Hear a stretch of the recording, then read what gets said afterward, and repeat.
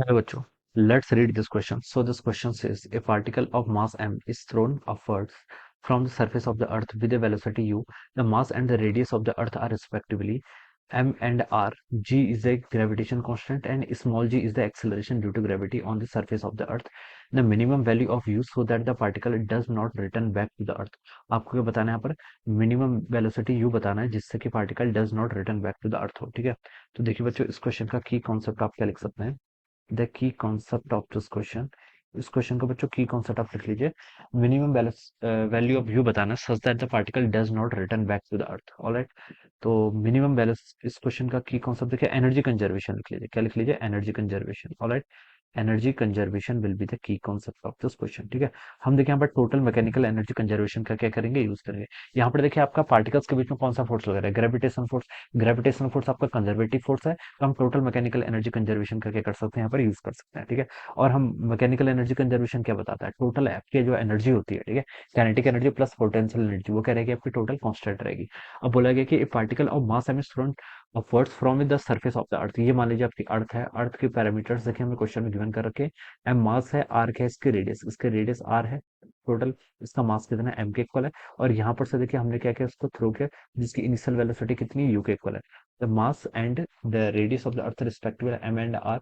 Ji is the universal gravitation constant, g is the acceleration due to gravity on the surface of the earth. ठीक है, the minimum value of u such that particle does not return back to earth. तो देखिए बच्चों, particle को हमने यहाँ से throw किया और पार्टिकल यहाँ पर पहुंच गया। ऑलराइट, ये सिचुएशन मतलब पार्टिकल ने देखिए अर्थ के जो ग्रेविटेशन फील्ड है इससे बाहर आ गया। ऑलराइट, लेट ये वो रीजन है जहां पर पार्टिकल का ग्रेविटेशन फील्ड क्या हो जाता है? जीरो हो जाता है। ऑलराइट, अगर पार्टिकल इससे थोड़ा सा बाहर चला जाएगा तो हम बता सकते हैं फिर पार्टिकल पर क्या लगेगा?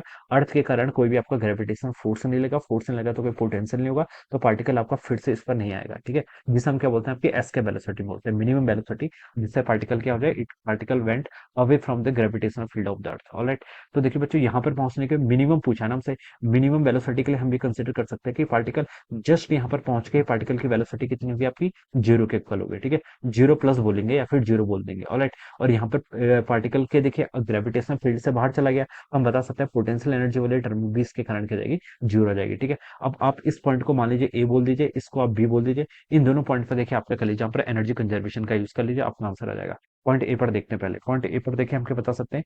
पार्टिकल की देखिए काइनेटिक एनर्जी कितनी होगी? काइनेटिक एनर्जी ए पर लिख लेते हैं। देखिए यू वेलोसिटी से हम इसको थ्रो किया तो हम लिख सकते हैं इसकी काइनेटिक एनर्जी हो जाएगी आपकी हाफ एम यू का स्क्वायर। ऑलराइट, फिर आपकी ग्रेविटेशनल एनर्जी अर्थ के कारण इसकी सरफेस पर ही है। ठीक है, तो सरफेस पर ग्रेविटेशन एनर्जी को क्या लिख सकते हैं? Minus G M m divided by surface पे है तो रेडियल डिस्टेंस कितनी होगी सेंटर से? कैपिटल आर के इक्वल। ऑलराइट, सो ये तो आपकी काइनेटिक एनर्जी होगी जब पार्टिकल आपका ए पॉइंट पे था, and this is the potential energy because of the interaction between the earth and the particle whenever it is at the surface of the earth. Alright, तो ये टर्म आपकी आ गई। Alright, इस टर्म को देखिए आप सब्स्टिट्यूट कर लीजिए किसके? बी पॉइंट पे देखिए आप टोटल एनर्जी, देखिए this is the total energy at point A, ये ए पॉइंट पे थी। अब बी पॉइंट पर देखिए टोटल एनर्जी कितनी होगी जब ये बी पॉइंट पे पहुंच जाएगा। तो देखिए हमें मिनिमम वेलोसिटी क्वेश्चन में बोल रखा है, तो मिनिमम वेलोसिटी के लिए हम ऑलवेज कंसिडर करते हैं कि यहाँ पर वी क्या हो जाएगा? बी पॉइंट पे वी क्या हो जाएगा? जीरो। वी जीरो हो गया तो काइनेटिक एनर्जी का कंट्रीब्यूशन कितना? Zero, plus potential energy. अब पार्टिकल देखिए अर्थ के ग्रेविटेशनल फील्ड से अवे चला गया है, तो हम ये मानेंगे कि यहाँ पर इनके अर्थ और पार्टिकल के बीच में कोई भी आपका इंटरेक्शन नहीं होगा, तो ग्रेविटेशन इंटरेक्शन के करस्पॉन्ड नहीं होगी। या हम बोल सकते हैं कि आर क्या हो जाता है आपका? काफी लार्ज हो जाता है। आर किसकी तरफ टेंड करता है? R standing towards infinity, infinity की तरफ टेंड करता है। और पोटेंशियल एनर्जी क्या है? इनवर्सली प्रोपोर्शनल टू आर है, तो यहाँ पर पोटेंशियल एनर्जी भी कितनी हो जाएगी आपको? जीरो के इक्वल हो जाएगी। ऑलराइट, ये आप यहाँ से लिख सकते हैं। अब स्मॉल एम से देखिए आप स्मॉल एम कैंसिल कर लीजिए और इसको लिख लीजिए यू स्क्वायर बाय टू किसके इक्वल हो जाएगा आपका?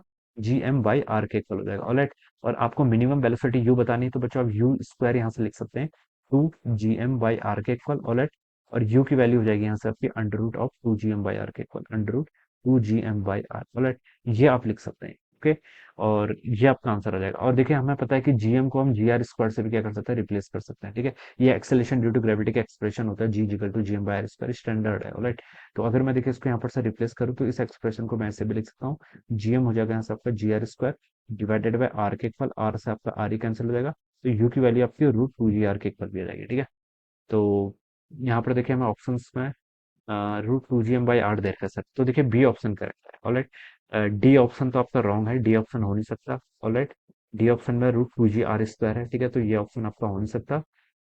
और सी ऑप्शन की बात करें तो सी में देखिए हम जी को क्या लिख सकते हैं, जी को यहाँ से हम लिख सकते हैं आपका G are square by M, ठीक है। अगर मैं इस एक्सप्रेशन में पुट कर दूं से तो ये हो जाएगा आपका under root of G are square by m, तो है एक आर इधर है और एक एम इधर है, यहाँ एम से आपका एम कैंसिल, वो भी रूट टू जी आर हो जाएगा। तो ये एक्सप्रेशन भी बच्चों क्या हो जाएगा, इनकरेक्ट हो जाएगा। This is incorrect and this one is also, तो करेक्ट ऑप्शन क्या हो जाएगा, बी ऑप्शन यहाँ से राइट आंसर हो जाएगा। Alright, so this is how we will solve this problem. So I hope you all understood this concept. All the best and thank you so much.